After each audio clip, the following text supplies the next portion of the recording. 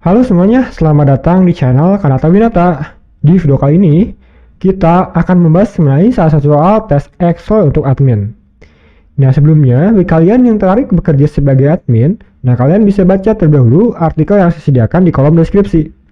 Nah kita coba buka dulu artikelnya.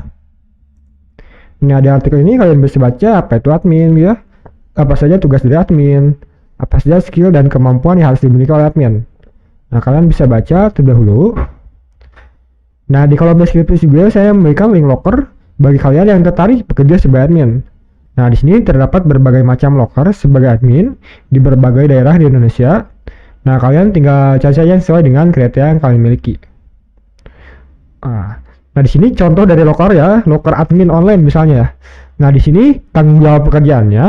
Nah, di sini pasti ada syaratnya tuh dapat mengaplikasi komputer, memahami Excel. Jadi Excel itu adalah salah satu hal yang penting bagi admin ya. Nah di sini saya pastikan kalian bisa membahas atau mengetahui ya loker-loker sebagai admin dan soal-soal tes Excel untuk admin ya. Nah kita bahas soalnya. Nah untuk soal yang digunakan pada video ini bisa kalian download nih secara gratis. Nah caranya mudah, kalian cek di kolom deskripsi lalu kalian klik link download file. Nah maka file tersebut akan terdownload otomatis pada perangkat kalian. Jika kalian sudah mendownloadnya, langsung saja kita praktekkan bersama-sama ya. Nah contoh, di sini dapat soal ya, berisikan table, ada banyak data nih masih kosong nih, jadi kita intinya diperintahkan untuk mengisi data kosong tersebut. Kita scroll ke bawah, di sini ada catatan soalnya, ada 4, lalu di sini ada table jurusan, mungkin adalah table referensi ya, yang pastinya akan membantu kita untuk mengisi data tersebut. Nah kita isi saja satu persatu ya berdasarkan ketentuan ini, di sini. Nah agar lebih mudah dijalani atau dikerjakan, kita freeze dulu ya, kita bukan dulu selnya. Jadi ketika kita scroll ke bawah, data yang atasnya itu masih terlihat, jadi akan memudahkan kita untuk mengisi data tersebut. Misalnya kita klik di sini ya, di kolom atau di sel L5 ini, kita pilih di data, pilih yang kita pilih view, kita pilih freeze pans, kita pilih yang freeze pans ini, kita klik. Nah jadi ketika kita scroll ke bawah, data yang masih yang atas terlihat, data yang di bawah juga terlihat. Jadi memudahkan kita untuk mengisi data tersebut ya. Kita praktekkan saja satu persatu. Ketentuan soal yang pertama, data angkatan gitu ya. Di sini data angkatan.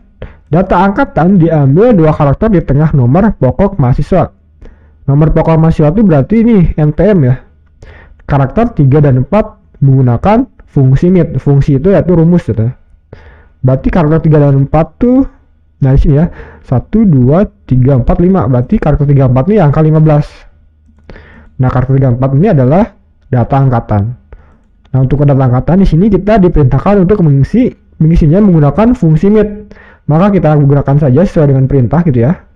Klik sama dengan MIT, tab, kita klik data NPM-nya, titik koma dimulai dari karakter ketiga, titik koma jumlah karakternya itu ada 2 ya, 3 dan 4 berarti 2, tutup kurung, tekan enter.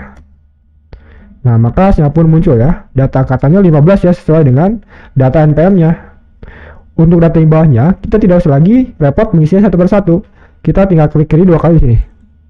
Nah maka data yang di bawahnya otomatis terisi ya berdasarkan data NPM. Nah jadi nomor 1 ini sudah kita selesaikan, cukup mudah ya. Yang kedua, data jurusan. Jurusan ini di sini ya. Jurusan diambil dari tabel bantu dengan fungsi VLOOKUP. 2 karakter dari kiri nomor pokok mahasiswa. Tabel bantu ini tabel jurusan ya. Nah di sini kodenya EK, HK dan seterusnya, yaitu 2 karakter dari kiri dari NPM. Berarti yang ini ya, yang HK ini. Nah ini adalah tabel untuk kode jurusan. Di sini kita diperintahkan untuk mengisi VLOOKUP. Nah, kita coba praktekkan. Ketik sama dengan VLOOKUP, VLOOKUP, tab. Yang pertama kita akan mengisi lookup value. Nah, kita akan mengisi data jurusan berdasarkan kode NPM ini yang di awal ini. Berarti kita masukkan dulu /, tab. Kita masukkan datanya, NPM-nya, titik koma, jumlah karakternya itu 2, tutup kurung, titik koma, tabel arahnya itu tabel yang berisikan data jurusan, maka tabel jurusannya kita blok seperti ini ya. Nah, jika sudah diblok seperti ini, kita tekan F4 pada keyboard. Nah, akan muncul simbol dolar seperti ini ya.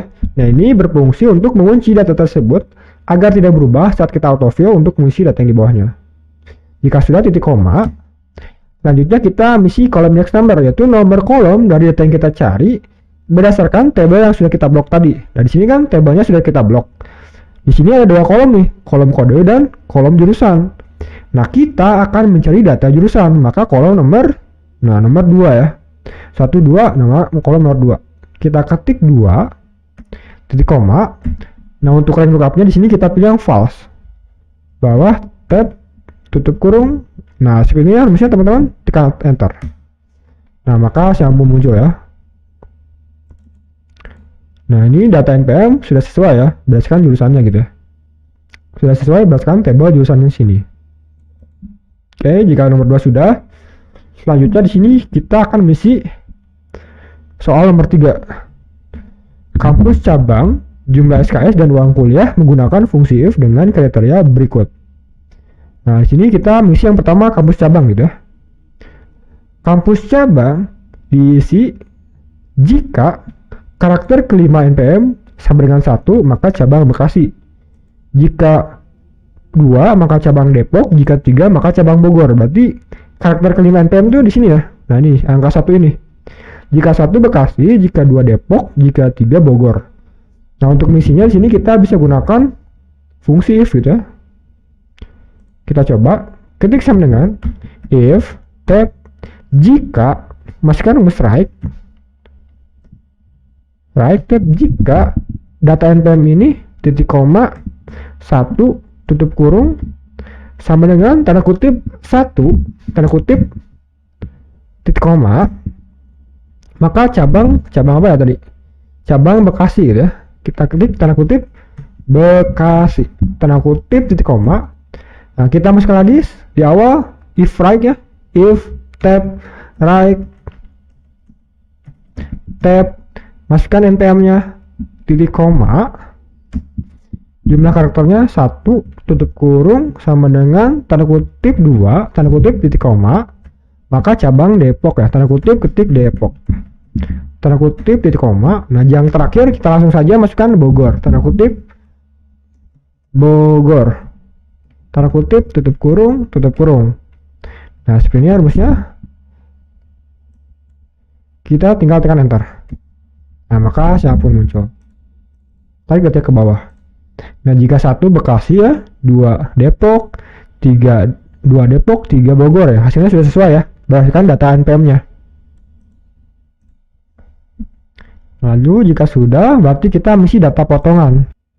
Nah, selanjutnya di sini ada data potongan. Kita baca kriterianya. Jika IPK kurang dari 2,5 tidak ada potongan.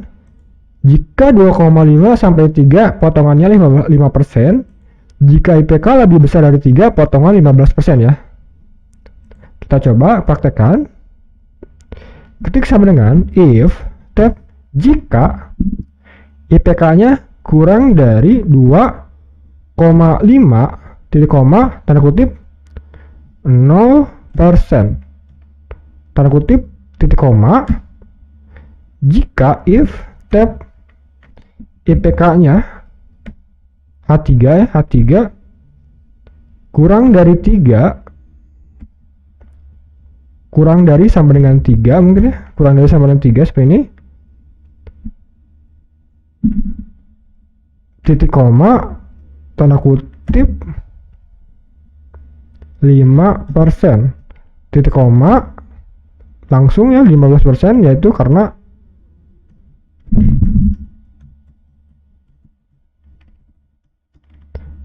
tanda kutip tutup kurung enter. Nah, maka siapapun muncul ya. Kita tarik datanya ke bawah. Nah, di sini potongannya 15% karena IPK-nya 4, IPK-nya 3 5%, IPK 3 sampai 40 5% ya, benar. 2,2 0% karena kurang dari 2,5 tuh 0% potongannya ya. Tidak ada potongan artinya. Nah, jika sudah, kita mengisi data biaya wisuda. Data biaya ini jika angkatan 13 5 juta, 14 6 juta, 15 7 juta. Jadi untuk misinya sama dengan if tab jika angkatannya sama dengan tanda kutip 15 tanda kutip titik koma 15 juta berapa juta? 15 tuh 7 juta. 7 tuh 23 tuh 23 titik koma if tab jika angkatannya sama dengan 14 titik koma 6 juta.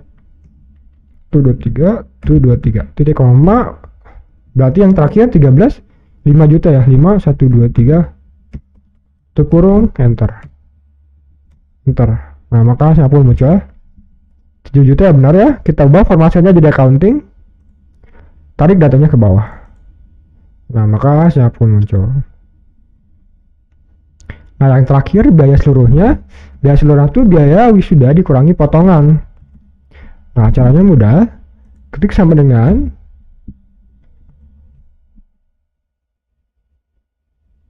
biaya wisuda dikurangi buka kurung biaya wisudanya dikali potongannya.